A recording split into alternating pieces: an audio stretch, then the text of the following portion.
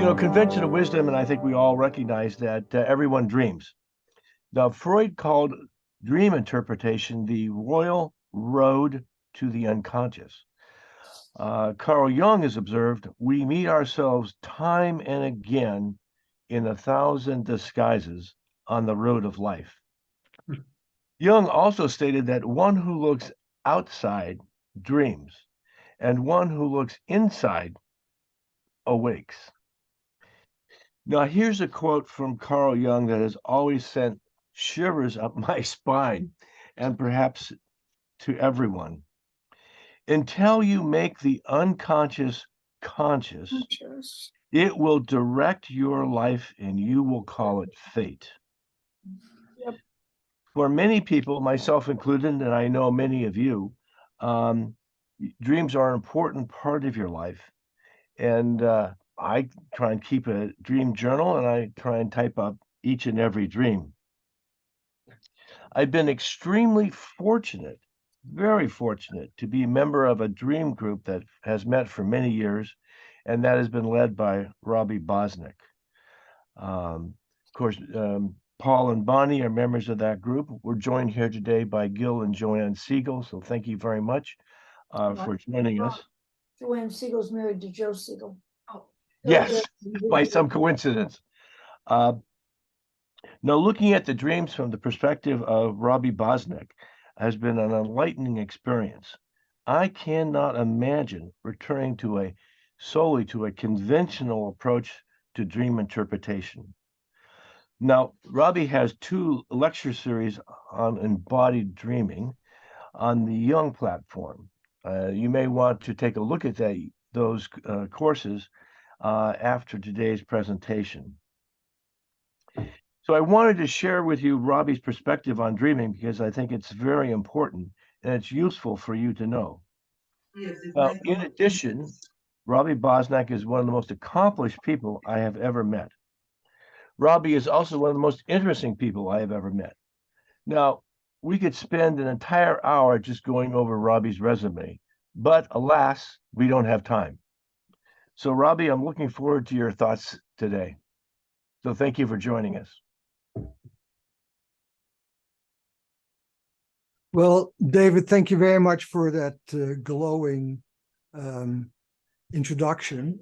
And I was thinking of what to talk about. And of course, it's about dreams, but you can talk about in a million ways about dreams. And I heard that there are many Pisceans in this room, and I will have my birthday in Pisces very soon as well.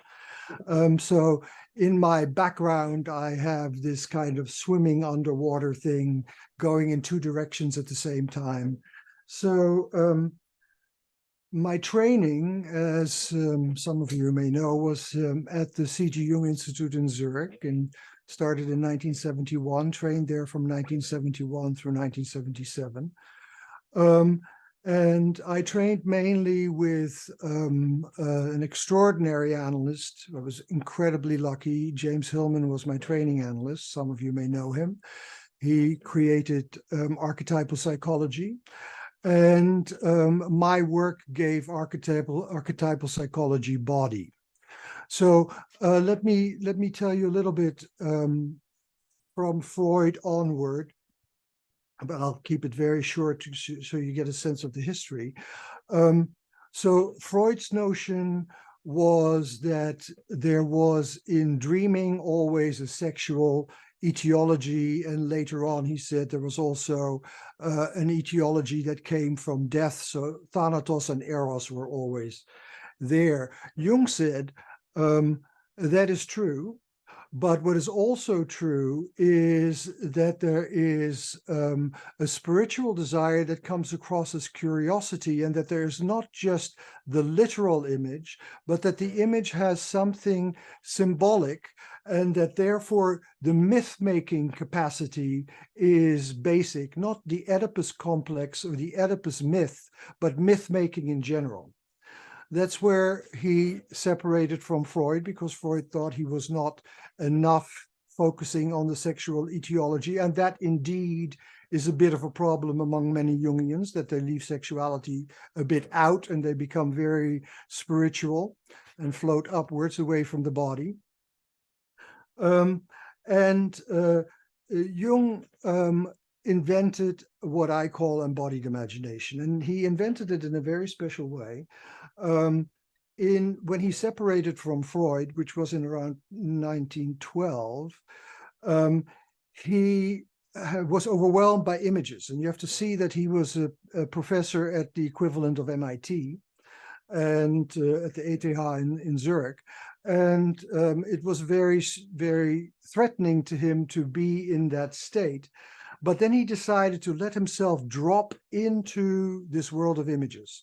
So he took a step, which was a very brave step, not sidestepping it, but stepping into it. And he felt himself drop into the world of images. He saw himself move along a rock face with caves in it, and he came down further and further, and he ended up with his feet in the mud. And so his first experience of the embodied imagination, because everything around him was embodied. The rocks were embodied, the ground was embodied, everything was embodied. He could feel it in his body. His first experience of that was with his feet. So the body is central to the experience of this imagination. And so what I mean by embodied imagination is that when we're dreaming, we find ourselves in a world that is real. The world is experienced as entirely real, and then you wake up into your culture. So if you wake up in a culture, like if you wake up in China, then you will ask, what does this dream tell about my future? If you wake up from a psychological background, you say, what does the dream say about me? If you wake up in an Aboriginal context, you might say, what does the dream say about the ancestors? So everybody wakes up into their own culture. If you wake up into the scientific culture that many of us are in scientism, the dreaming is part of a quake in the brainstem that the cortex tries to make sense of and is in essence meaningless. And so you wake up in the culture that you're in, but while dreaming, which is the only thing I'm interested in, while dreaming, you're in a real world and you're convinced that you're awake. That is an ordinary dream. So my work has been very much to see if we can get back to that world. Now, in the first place, you can never get back to a dream. You can never get back to the previous moment. You can never get back to the moment when you started this session, because between that moment and now, thousands of people have died and thousands of people were born. So the world is no longer the same. So you can never get back to a previous moment, but you can get back by memory. So it depends very much what kind of memory you use. And the memory that I am most interested in is flashback memory. Now, those of you who are psychologists, you know flashback memory from trauma, that when somebody has suffered a trauma, suddenly they can find themselves back in the battlefield, and they can smell, they can hear, they can see their body fall next to them. All these kind of stuff, this kind of stuff comes back. So that is called flashback memory.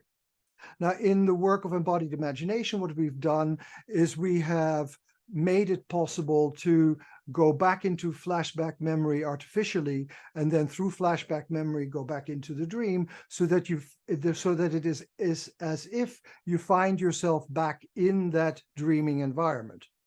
And what I'm interested in is that when we get back into that dreaming environment, you can begin to experience it again, but not just from your identified perspective, but also from another perspective, from other perspectives in the dream.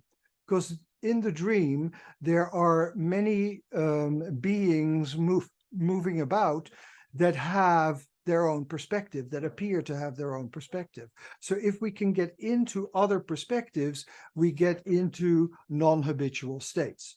And non-habitual states are very important, and non-habitual state actually are getting more and more attention again with the whole renaissance of psychedelic psychotherapy. Non-habitual states are very important to get to forms of consciousness that are unfamiliar. And the goal of my work is to get to new information. So I'm not particularly interested in getting happier or getting more less depressed. I'm interested in getting more information, because as you get fresh information, a person becomes more adaptable. And that, I think, is one of the most important things in this world of rapid change, that you can adapt to new situations. As long as you're completely frozen into your habitual state, you cannot adapt. And so I am working very much helping people to get out of their habitual states, because states are very important. I mean, you couldn't cross the streets if you didn't have habitual states. You couldn't live in a society if you don't have habitual states. But these habitual states, these habits of consciousness, also limit you. And that is particularly important if you are, for instance, if you're ill. If you're sick and you stay in your habitual consciousness, then you, for instance, will just fight the illness, and you don't get into what is happening. You don't get into the information that comes with the illness, because frequently the illness comes with a lot of information. And we explored that in the Santa Barbara Healing Sanctuary that we created about 15 years ago. And where we worked with people who had illness, and we treated them in the way that they were treated in the Asclepian healing sanctuaries 2,500 years ago, where dreams were very central. Because as you may know, dreams, when Hippocrates was active, which is about 2,500 years ago, dreams were still central to Western medicine. And they stayed central till about 500 AD. So dreams were very important in medicine. And Hippocrates threw out everything that he felt was purely of spiritual origin, because he was interested in the physical, in physis, in matter, and how the body was influenced on a material level. But dreaming he never threw out. Dreaming he felt was very important. It's also important if, for instance, you're in a creative endeavor, because the big enemy of creative endeavor is habit, routine. So if you stay in routine states when you try to create, you basically recreate things that you've done before. And I think it was Picasso who said, you can imitate anybody except for yourself. You can never imitate yourself. But you do that if you stay in habitual consciousness. So the work that I'm doing is helping people to get out of habitual consciousness. And I was trying to tell you the way that where I come from, because we are in a traditional system. Psychoanalysis is a system of tradition where one generation passes it along to the other through training analysis. And so my teacher and training analyst, James Hillman, he differentiated himself from Jung by taking Jung's notion that there is a central core self, take that away, and see that there are constantly many selves in state of interaction. He called it like a body politic, that there are many selves and they're constantly interacting. And that's what I agree with. And my notion is that all these selves that are constantly interacting are fully embodied and are experienced by way of the body. So let me give you an example. As an example, recently, this is a man who is working with me. And he's painfully shy. And he's very attractive. And so he has no problem in getting attention from women. But the moment that a woman pays attention to him, he runs away and he gets really scared. So he has incredible fear of attachment. And he has the following dream. I am in the kitchen and I'm standing talking with a woman, and she shows interest in me and she leans forward, showing interest in me, and my legs get weak. And then I wake up. So I first work the dream from his perspective. I always start with the identified perspective. So from his perspective, I first say, what does the kitchen look like? Describe, he's standing by the counter and there's light coming from the right side from a window. There are other people milling about. There's some kind of a party going on. And so then I ask him, can you go to the moment where you and the woman encounter? Feel your body, sense with your body what happens. And he begins to feel in his body how he leans forward. He wants to go closer to this woman. And then he feels his legs getting really, really weak. So I help him focus on the weakness in his legs. And so this is a woman who makes him feel weak in the legs. And so he feels that in his legs and the shakiness of it, and he wants to run because he's now really, really scared. Then I move to the perspective of the woman. Now, what we're doing is we're using very simple acting techniques. So I ask him to describe this woman, and he says, well, she is leaning forward. She has a very athletic body, which I find very attractive. And she has very strong shoulders. And she's leaning forward and she has a mischievous grin on her face, or a mischievous expression. Her voice is strong. And so I say, can you sense the way that she's leaning forward? And he begins to feel, and then what I do, I call that interior miming. He begins to mimic her position, her embodied state. So as he does that, he can feel in his neck, there's a leaning forward. He can feel strong shoulders. He can feel enormous amount of interest and curiosity. This person is curious about the man that she's talking to. So he begins to feel that in her upper body, how she's leaning towards him, how her voice comes. He says her voice comes somewhere from around the sternum. He can feel the voice going up. It's an alto voice and it's very pleasant to him. But as he feels it, he can feel it as a full-bodied voice. And then I help him to feel these two states at the same time. Usually I take more than two states, 3 or 4, but for this example, I take 2 states.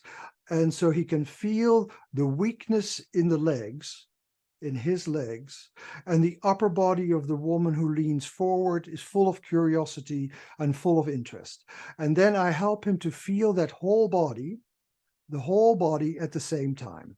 And as he feels that whole body at the same time for about 2 minutes, he feels that something solid is coming into his body. Something solid that he hadn't felt before. He didn't feel it in the woman. He didn't feel it in himself, but something solid is emerging. I call that an emergent phenomenon because I'm going by way of complexity theory. Some of you may know about complexity theory, which is, I can explain if you want me to. So there's an emergent phenomena of solidity and stability that comes throughout his body. So now I tell him to every day spend 3 minutes, 3 times a day, feeling this body with the wobbly legs, the interest in the upper body, the playfulness in the face, to feel all that at the same time until he can feel the emergence of the solidity. And as he does that, something begins to shift in him. After practicing that for a week or 2, he tells me that he feels more sure of himself as he's moving through the world, especially through the world of women. And he doesn't run away. And I tell him to check what happens when you meet a woman you're attracted to, what happens to you, and feel that sense of running away. And then feel at that moment what happens when you get into that more solid body. I have no idea what the outcome is going to be. This has just been happening for several weeks, but sometimes these things have a very positive outcome. And this is just the way that I work. So first I identify with habitual consciousness. First I help the person flash back into the space, which is in this case, the kitchen, flash back into the space, enter back into the identified position, which is his body, feel the environment, become aware of the other person, do a process of interior miming. As you do the interior miming, you become identified with others. So there's what I call a transit that takes place, or a movement of perspective. And then you also actually, when you're in that perspective, you look in another direction, and the kitchen will look very different. And so as he's in that other perspective, he begins to feel again throughout the body of this identified perspective, what happens there. And then we anchor these things in different part of the body. So his perspective is anchored in the wobbly legs. Her perspective is anchored in the upper body, the shoulders, and the face.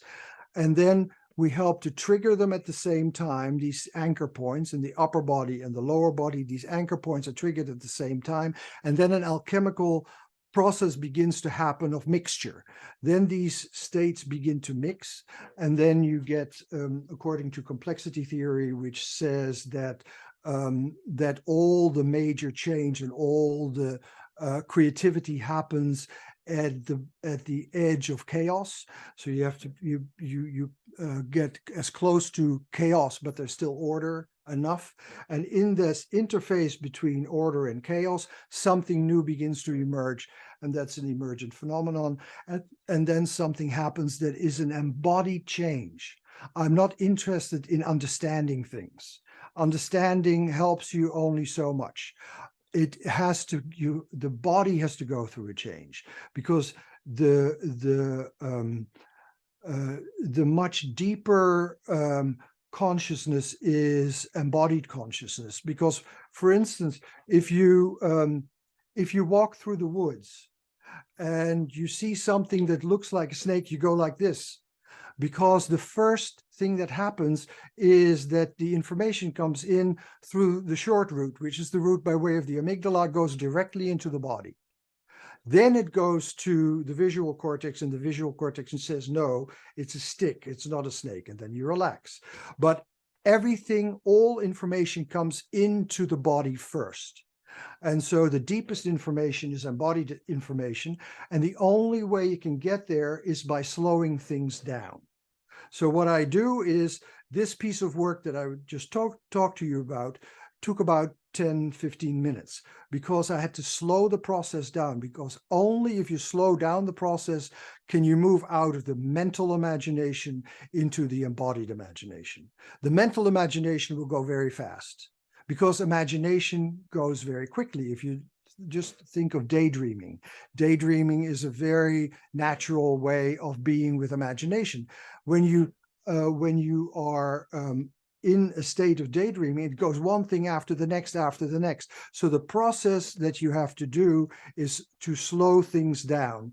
And as you slow things down, it slowly begins to sink into the body, and you get into an embodied state that is your intelligent body, because the body is very intelligent. I call that embodied intelligence. The body is very intelligent, knows a lot of things that the mind doesn't know. And so I think the work with embodied imagination helps you get a lot of new information on a very profound level. Now, I've riffed enough for the time being. So any questions? Let's start with questions, because interaction is the most important and interesting thing about this. Yeah, it probably is easy. Do you know under reactions at the bottom, right? If you click reactions at the bottom, then you see the sign raise your hand. That is always the easiest. Then I can see it much quicker. Okay, Bill, can you unmute yourself? Yes.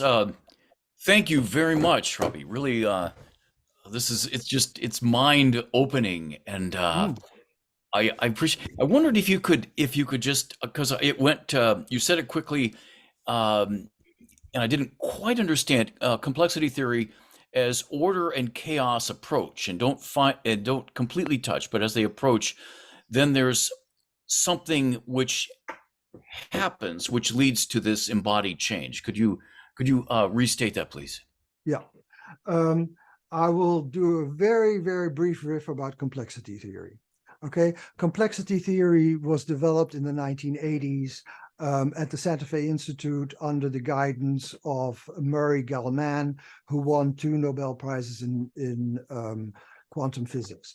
And it was something that was very important to quantum physics. And then it spread and it became part of economy. It became part and now it's very much part of artificial intelligence. And if you follow the thing with GPT-3, that's entirely based on complexity theory. So complexity theory says that in a state of order like ice, no change can happen.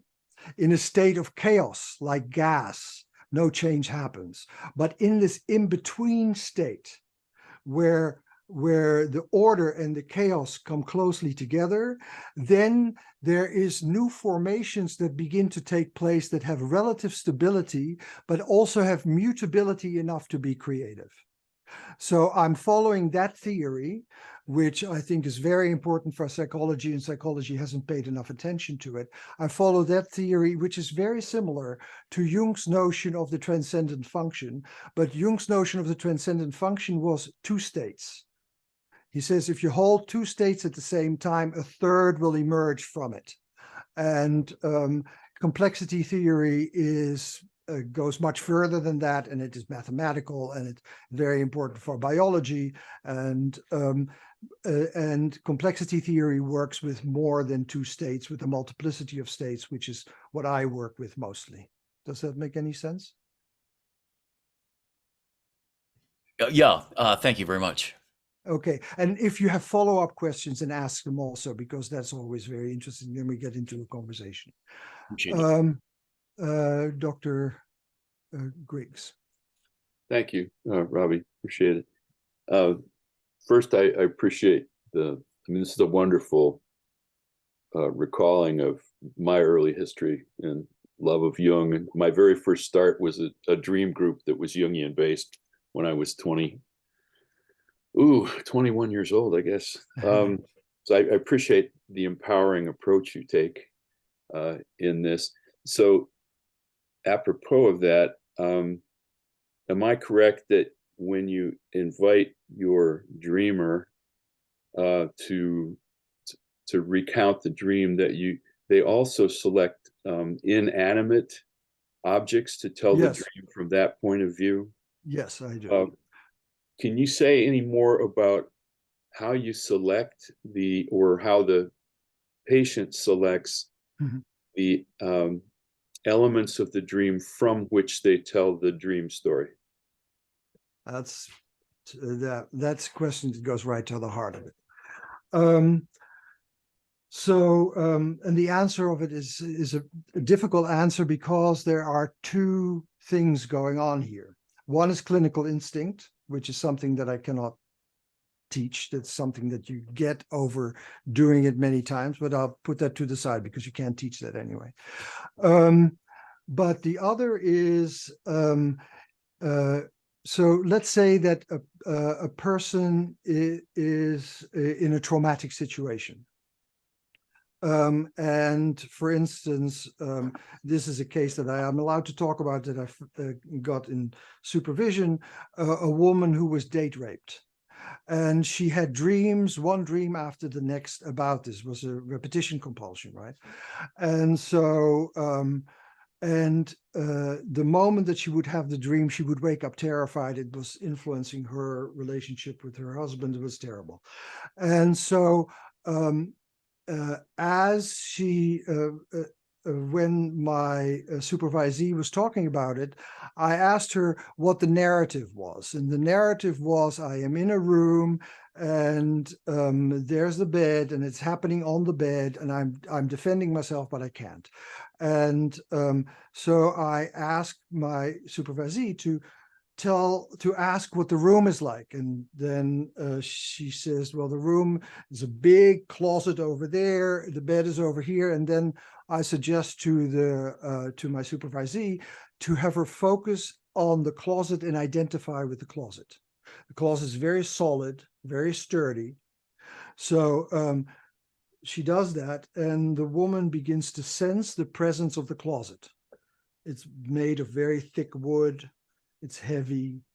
It's standing very straight on its legs. And once she is identified with that, which is over there, and she's identified over there with these strong legs and the strong sense, then she begins to sense over there that something is happening. And as she senses in peripheral vision that something is happening on the bed, but stays with that, then it becomes possible to begin to experience that more over there without directly looking at it in peripheral vision. That is one way that you can work on it. That's a very clear choice. Then other ways of looking at it is, where do you want to begin and where do you want to end? So you begin with a place of safety. That's trauma work 101. That's everybody. You begin, if there is a place of safety, you begin with a place of safety. So you don't necessarily go in the order that it was dreamt.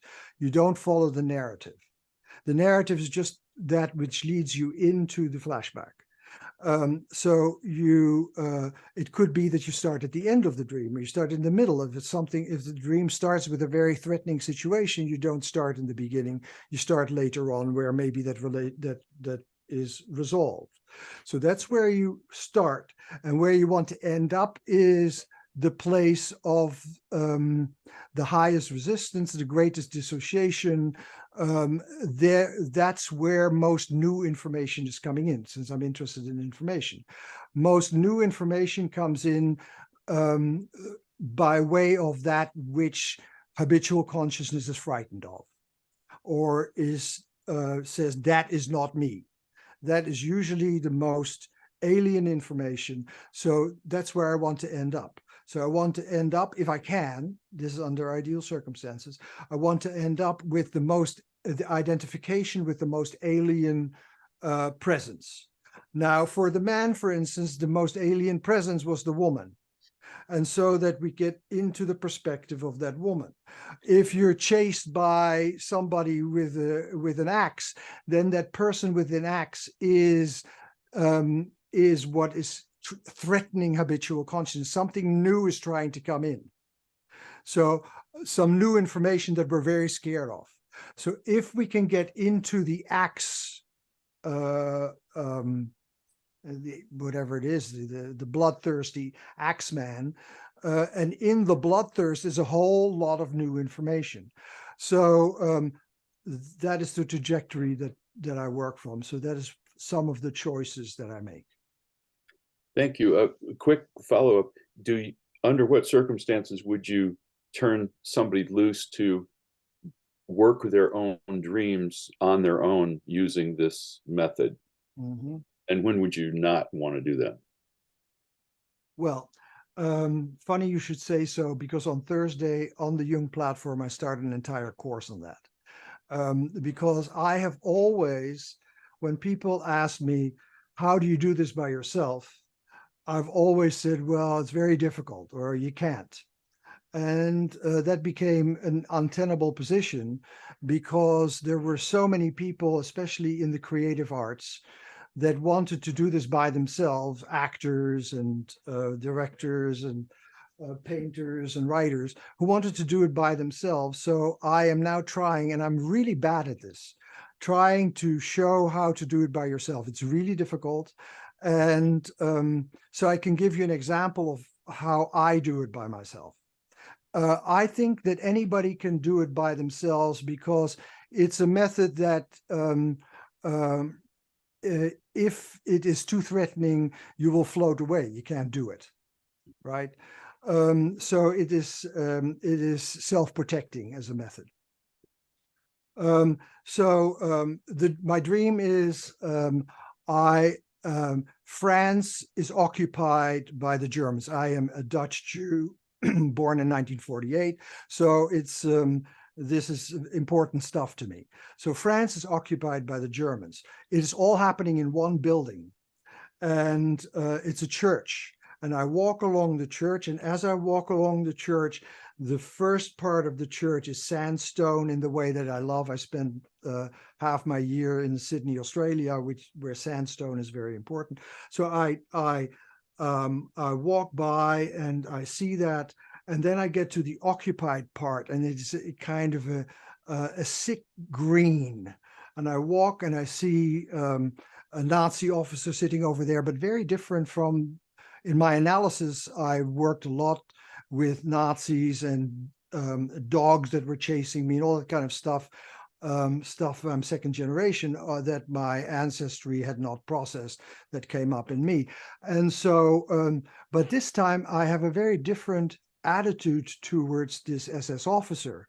And I turn and I go into the church and I open the door, and lots of light is coming towards me, and I wake up. So the way that I work is I slow this down, and I first take what I call a structure analysis. The structure analysis is your view from 3,000 feet, 30,000 feet, right? 30,000 feet you look down. And then you see that the structure of the dream is that there is an unoccupied part and there's an occupied part, and the light happens in the occupied part. Okay, so there's something in the occupied zone where light is opening up. So then so that's the structure analysis. And then I do the walking and I begin to sense the ickiness of that green, so the revulsion that happens in me and the disgust.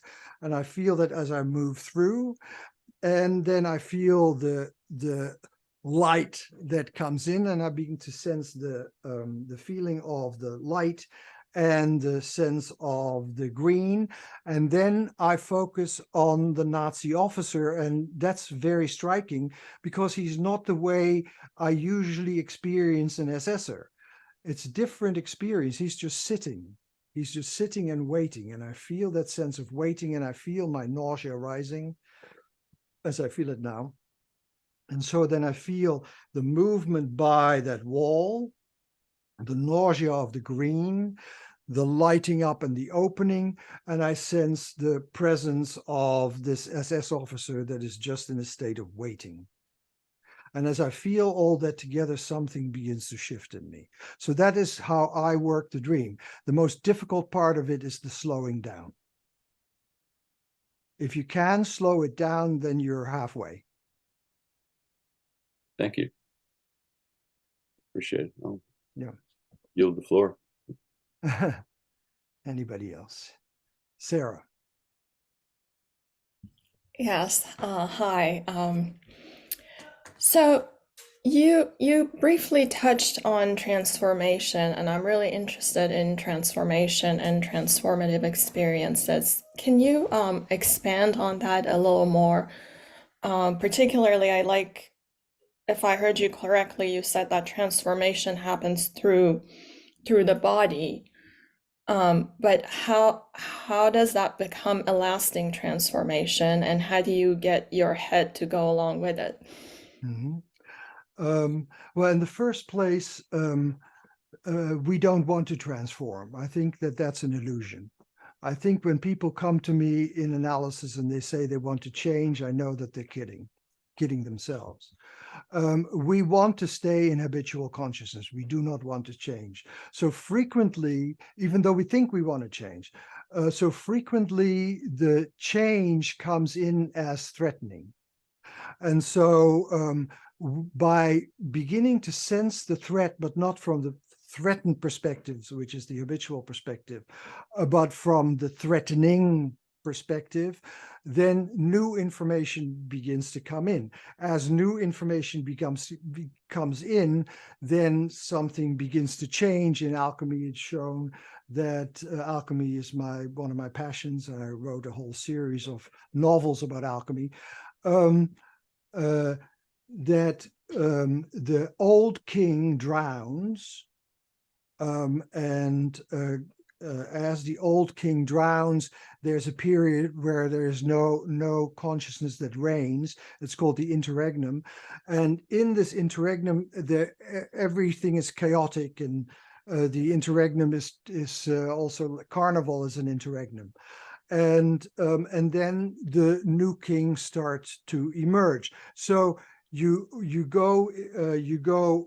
shaken out of the old state, and the new state is not yet there. So what you're saying is very correct. What happens then is that that you're being pulled back into your habitual consciousness and nothing changes.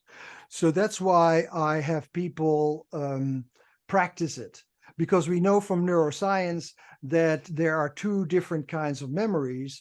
One is where transmitters between the synapses, in the synapses between the axon and the dendrites, that is a chemical connection. It's usually not a very long connection, it's several minutes, and that's why your short-term memory is so short. But if it goes into long-term memory, the axon actually grows new terminals, so it becomes anatomical.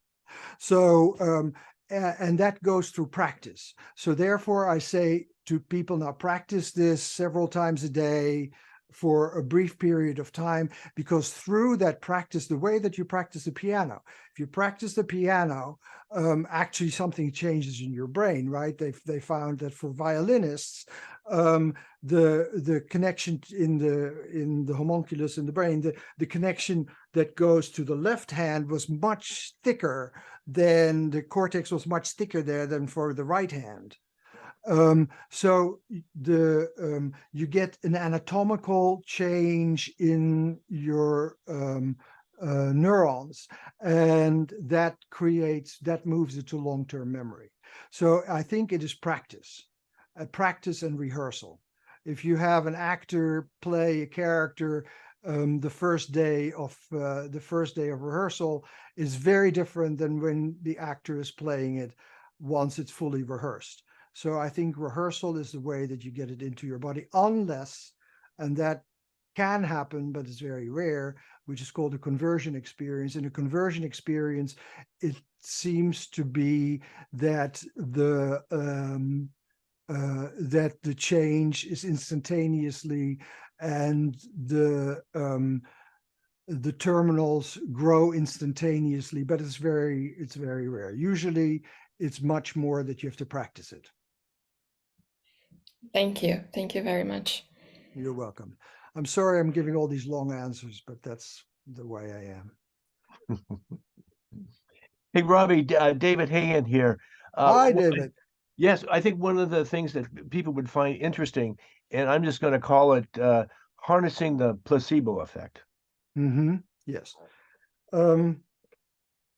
So I've been an avid study of placebo studies, and we find that in many of the placebo studies, there is at least one person in the control group whose body is mimicking the medicine that they're supposed to be getting, but are not getting. The placebo effect is a very powerful self-healing response. And the self-healing response goes by way of expectation. For instance, if you give a person morphine behind their back, you need much more morphine to get the same results as when you give the person morphine in front of them, when they see it. there are many examples, tons of examples. Is, for instance, a surgery that was done in the 50s, a heart surgery. Surgery is the strongest placebo there is. There was a heart surgery that turned on later. Rita, I'll get to you in a moment. Turned out later that was completely ineffective on a biological, in a biological way, but people got healed by it. And there are other researches about people that had meniscus injuries or injuries on their knees. They were opened up and closed. Nothing was done inside, and they healed as well. I don't think you can do that these days because it would be seen as unethical. But for instance, also with chemotherapy, if you do chemotherapy, I think this was Robert Ader, who was one of the great, he's the founder of psychoneuroimmunology. I don't know if you know that field. It's a very important field. It's part of the NIH at the moment. He was the founder of it, and he gave people, he created conditioned reflexes alongside of chemotherapy, and then the person would get chemotherapy twice, and then not chemotherapy, but just the conditioned reflex medication. And so you could get the same results by giving the person 2/3 of the chemotherapy. And that is all based on the placebo effect, because the body thinks that it's getting it, but it's actually not getting it. And that is no longer allowed, because that is seen to be unethical, because you're misleading your patient. I think it's better to mislead your patient and give them 1/3 chemotherapy less with the same results. But that is people's ethics. So is that, David, would you? Yes. And so, but in terms of dream work, how do you harvest the placebo effect or stimulate it? I think that if you are able to integrate in some form or other these forces that threaten you, or that you're afraid of, or that threaten habitual consciousness, as you begin to integrate those forces, a self-healing response begins to happen. And that self-healing response is basically the placebo effect, or the placebo effect is the self-healing response, whatever you want to call it. Placebo effect has gotten an incredible bum rap because the pharmaceutical companies cannot outperform placebo very well anymore, because the better medicine gets, the better the placebo effect gets, and the more difficult it is to outperform placebo. So placebo is what people are against, but it's one of the greatest mystery in medicine. How is it possible that an image can actually change the body? So I think that by working on these non-habitual states, that stimulates the placebo effect, and we find that people actually deal with their illness better, and sometimes it affects the illness itself. Okay, Robbie, So, we have about 2 minutes, and we have a question from Nita. Oh, 2 minutes. I thought 12 minutes. Am I completely off? No, we start our business part at 8:50. So 8:50. Okay, so then Rita, you get one question, and okay. Nita, first of all, Oh, Anita. that's all right. I just want to say this was one of the most thrilling presentations I've ever experienced. And when you said something about chaos, on the edge of chaos and creativity, I actually had a shimmer go through my body, and I went, chaos, creativity, oh my God. In my whole world of creativity driven by chaos, I never thought of it as a positive experience. And Right. it just completely flipped me in my idea of, I mean, Yeah, so that's why yeah, thank you.